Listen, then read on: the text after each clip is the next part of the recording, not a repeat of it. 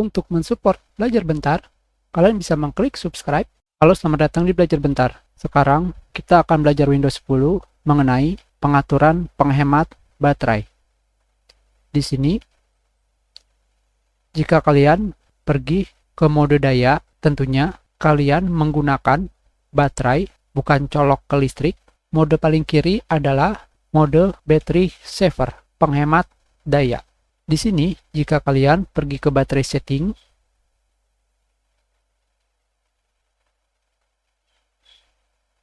di sini terdapat yang namanya battery saver, penghemat daya. Dengan kata lain, menu baterai ini hanya aktif jika kalian menggunakan mode battery saver. Sekarang kita naikkan modenya menjadi better battery. Seperti yang kalian lihat, kita kembali gunakan battery saver.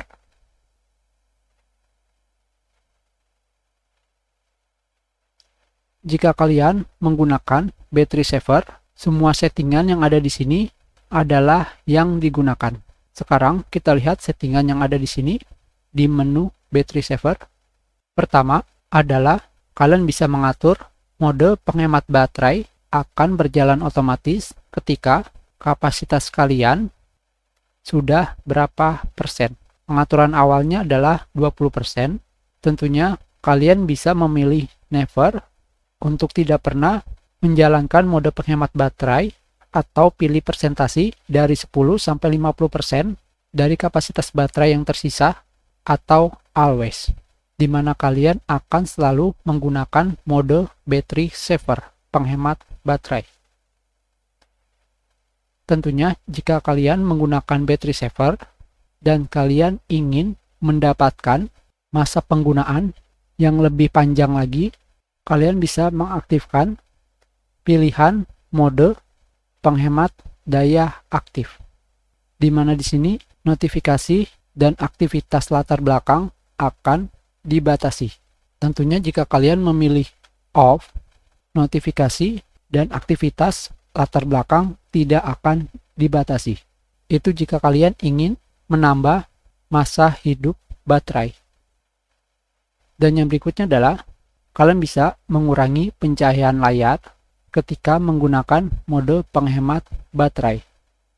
Di sini, jika kalian memilih untuk tidak mencentangnya pada mode battery saver, penghemat daya, layar monitor kalian tidak akan dipadamkan atau dikurangi pencahayaannya. Dan pada bagian bawahnya di sini kalian bisa melihat aplikasi apa saja yang menggunakan penggunaan baterai paling tinggi dari 1 hari sampai 1 minggu. Sekarang kita kembalikan lagi ke mode best performance. Yang perlu kalian ingat adalah jika kalian menggunakan battery saver, kecepatan laptop kalian akan semakin menurun, tetapi masa hidup baterai kalian akan lebih panjang. Kita sudahi pelajaran kita. Terima kasih. Kalian bisa memberikan komentar jika ada kesalahan atau ada yang ingin ditanyakan. Silakan dibagikan jika bermanfaat untuk orang lain. Berikan like jika kalian menyukai video ini, dan klik subscribe untuk berlangganan di Belajar Bentar.